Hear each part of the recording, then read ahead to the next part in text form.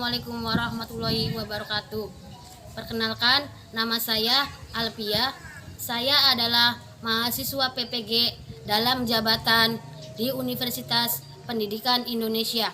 Saya akan melaksanakan PPL di SMK Islam Al-Mu'amilin dengan menggunakan model pembelajaran problem based learning. Berikut video pembelajaran saya.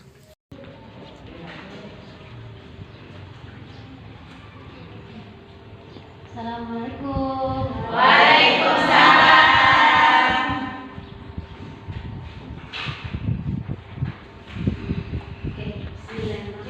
Assalamualaikum warahmatullahi wabarakatuh. Waalaikumsalam warahmatullahi wabarakatuh.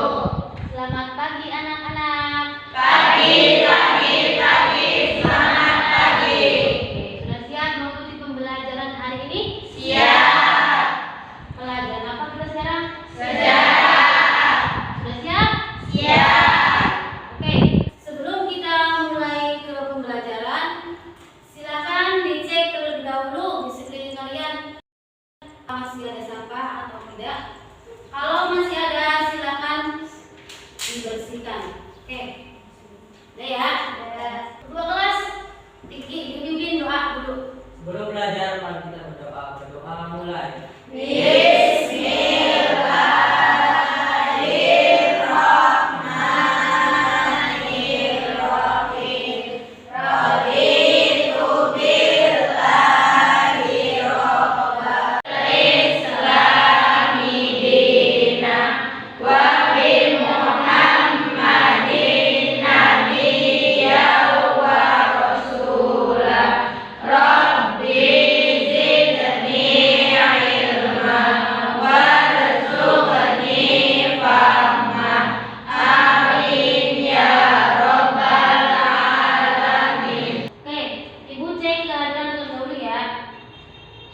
Ada yang nggak hadir hari ini?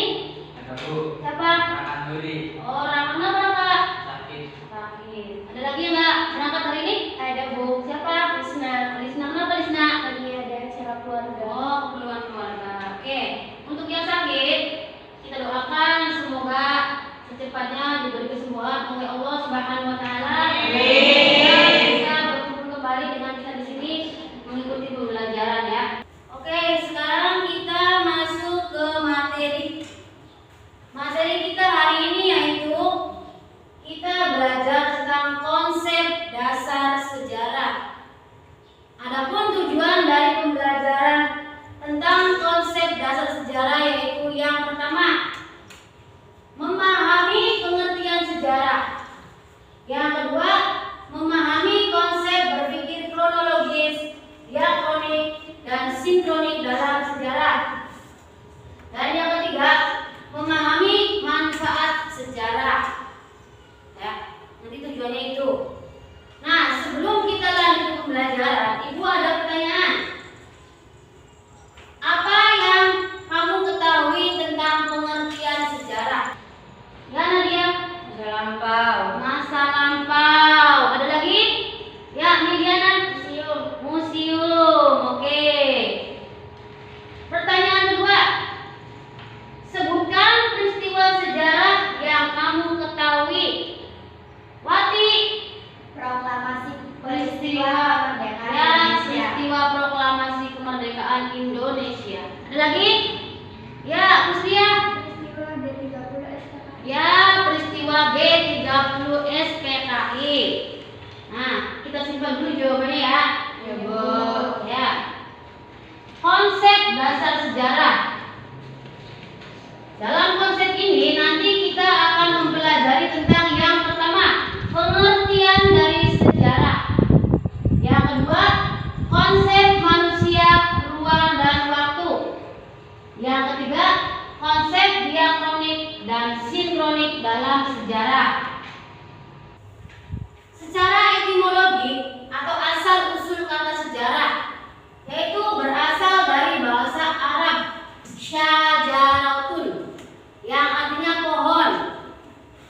Bentuk pohon di sini dihubungkan dengan silsilah keluarga atau keturunan raja dinasti terdahulu ya. Nah, dalam bahasa Inggris, sejarah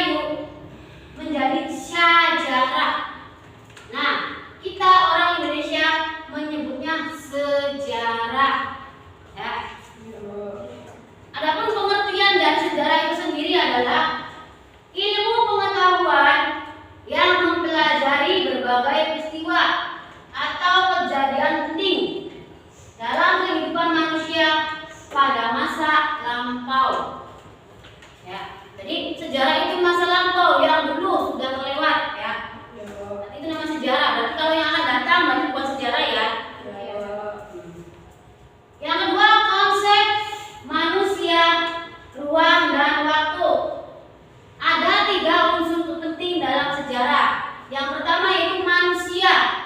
Manusia di sini yaitu disebut sebagai penggerak, pelaku, bisa juga disebut sebagai saksi sejarah. Nah itu ya. Yang kedua, ruang. Sejarah itu selalu berhubungan dengan ruang atau tempat. Tempat di mana terjadinya sejarah. Yang ketiga, waktu. Sejarah pasti mempunyai waktu. Nah, pagi kah, siang kah, atau tanggal berapa, bulan berapa, tahun berapa, nah itu waktu ya. Nah, ketiga unsur ini hubungannya sangat erat dengan sejarah. Kalau salah satu tidak ada, bukan disebut dengan sejarah. Sejarah harus ada manusianya, harus ada pelakunya. Dan pelakunya manusia, bukan hewan. Hewan tidak termasuk dalam pelaku sejarah ya. Terus yang kedua, harus ada ruang, harus ada tempatnya. Di kelas kah, di rumah kah, di halaman kah, pokoknya ada ruang, ada tempatnya. Nah, yang ketiga, waktu, harus ada waktunya. Tanggal berapa, pukul berapa, jam berapa, bulan apa, tahun berapa, jelas ya. Oke. Sekarang pertanyaannya, apakah semua peristiwa yang dialami manusia disebut dengan sejarah? Jawabannya tidak. Bisa dikatakan sejarah apabila memiliki 3 unsur ini. Itu unik. Yang pertama, unik. Unik yaitu apa? Terjadi hanya 1 kali, tidak bisa diulang. Jadi sejarah itu tidak bisa diulang. Hanya hidup. Ya. Yang kedua, penting. Pentingnya menyangkut hajat hidup orang banyak. Kayak contohnya tadi proklamasi kemerdekaan Indonesia. Itu pentingnya ya. Penting banget buat kita sebagai bangsa Indonesia. Nah, yang ketiga, abadi. Abadi di sini yaitu sampai kapanpun sejarah akan selalu dikenang. Peristiwa proklamasi kemerdekaan Indonesia terjadi pada tanggal 17 Agustus 1945. Sekarang kita di tahun 2003 masih mengenang, masih mengingat ya. Berarti sejarah itu abadi. Di peristiwa proklamasi itu abadi, akan selalu dikenang oleh kita sebagai bangsa Indonesia sampai kapanpun itu ya. Berarti bisa dikatakan sejarah apabila memiliki pertama keunikan, yang kedua penting, dan yang ketiga abadi. Itu ya. Sekarang cara berpikir kronologis, diakronik, dan sinkronik. Berpikir kronologis. Kronologi berasal dari bahasa Yunani atau kronos, artinya waktu, dan logos artinya uraian atau ilmu. Jadi kronologi berarti ilmu bantu sejarah yang menyusun atau menghubungkan peristiwa atau kejadian sesuai dengan urutan waktu. Nah, terus yang selanjutnya berpikir diakronik. Diakronik berasal dari bahasa Yunani, itu dia. Dia itu artinya melintas dan kronos artinya waktu. Jadi diakronik adalah cara berpikir yang memanjang dalam waktu tetapi terbatas dalam ruang. Contohnya perang di Ponorogo berlangsung antara tahun 1825 sampai dengan 1800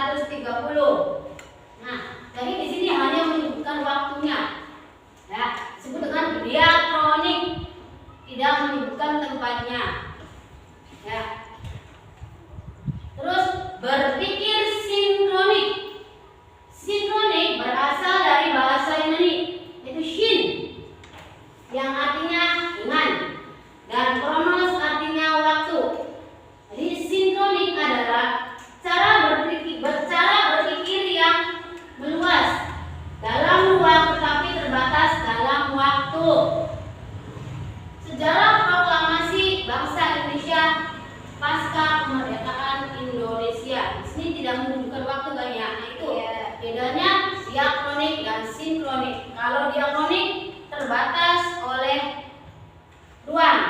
Nah kalau sinkronik terbatas oleh waktu. Nah selain sinkronik, diakronik, kronologis, sejarah juga mengenal istilah periodisasi, yaitu pengelompokan peristiwa-peristiwa sejarah dalam suatu babak atau masa atau zaman atau pembabakan zaman. Contohnya masa Hindu-Buddha, masa kerajaan Islam, terus masa Orde Baru, masa Reformasi itu salah satu dari contoh periodisasi dalam sejarah. Ya. Sudah paham? Ya. Sekarang setelah kalian mendengarkan penjelasan dari ibu tadi, ibu ada tugas buat kalian. Ini tugasnya. Nanti tugasnya masuk ke link ini. Nah nanti kalian masuk, kalian baca teks narasi di situ. Ada teks narasi tentang proklamasi kemerdekaan Indonesia. Nanti ibu bagikan LKPD-nya. Di situ di dalam LKPD nanti ada tugas-tugasnya. Ya. Nah, tugasnya di sini nanti secara berkelompok. Kelompoknya nanti sesuai dengan pembagian kelompok yang waktu di awal tes diakronik ya. Nanti kalian ibu kasih waktu 5 menit bergabung dengan kelompoknya. Nanti kalian bergabung dengan kelompoknya masing-masing. Nanti ibu kasih bagikan LKPD-nya. Ya silakan bergabung dengan kelompoknya dulu. Ya ibu kasih waktu 5 menit ya.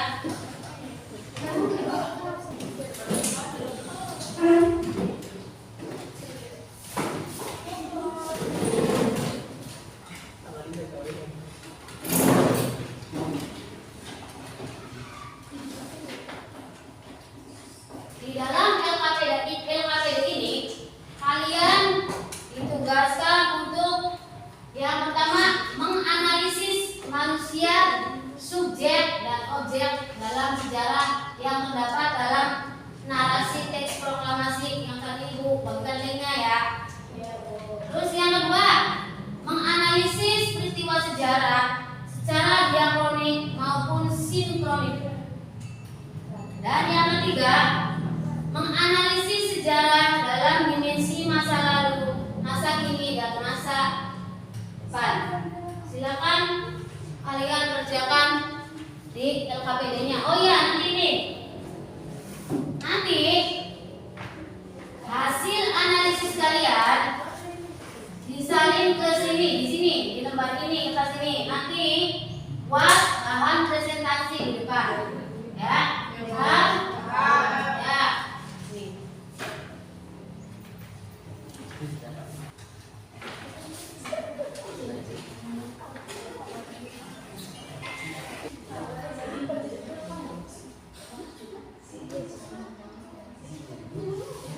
Bisa bagian tulis ya.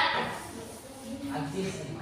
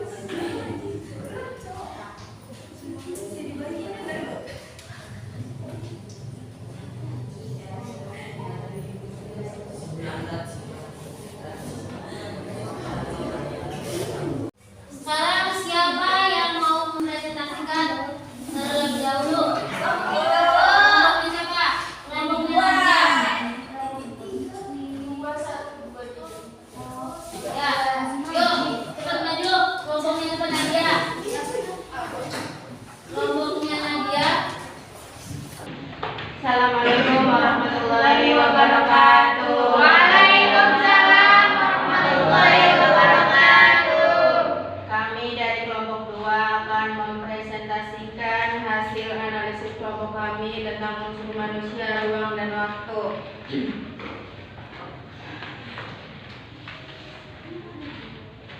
Ya, sebelumnya perkenalkan dulu, nama saya Nadia Sabilillah.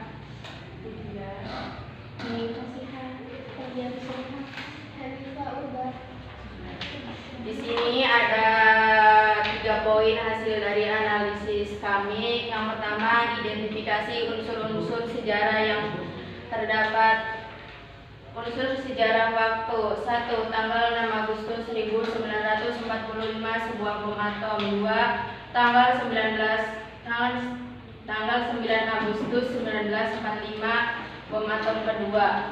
3. Tanggal 10 Agustus 1945. 4. Tanggal 12 Agustus 1945. Baik, untuk yang kedua akan dilanjut oleh rekan saya. Analisis peristiwa proklamasi kemerdekaan Indonesia menggunakan cara berpikir sinkronik. Sekitar proklamasi kemerdekaan Indonesia ada 3. Yang pertama, bagaimana kondisi politik dunia. Secara politik, keadaan Indonesia di awal kemerdekaan belum mapan. Terjadinya ketegangan, kekacauan, dan berbagai insiden. Sebab ada pihak asing yang tidak ingin Indonesia merdeka. Rakyat Indonesia masih bentrok dengan sisa-sisa kekuatan. Yang kedua, bagaimana kondisi rakyat Indonesia. Kehidupan sosial setelah merdeka, segala bentuk diskriminasi rasional dihapuskan dan semua warga Indonesia dinyatakan memiliki hak dan kewajiban yang sama dalam segala bidang. Yang ketiga, dalam periodisasi sejarah Indonesia masuk ke dalam kategori apakah peristiwa proklamasi kemerdekaan Indonesia. Yang pertama, masa pendudukan Jepang 1943 sampai 1945. Oke, ada yang perlu disampaikan untuk kelompok 2? Ada. Oke. Silakan ditutup. Terima kasih, sekian dari presentasi analisis kelompok kami. Kurang lebihnya kami mohon maaf yang sebesar-besarnya. Assalamualaikum warahmatullahi wabarakatuh. Waalaikumsalam warahmatullahi wabarakatuh. Beri tepuk tangan buat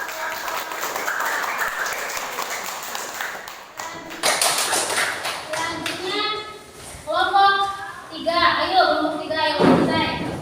Ya, Tobi.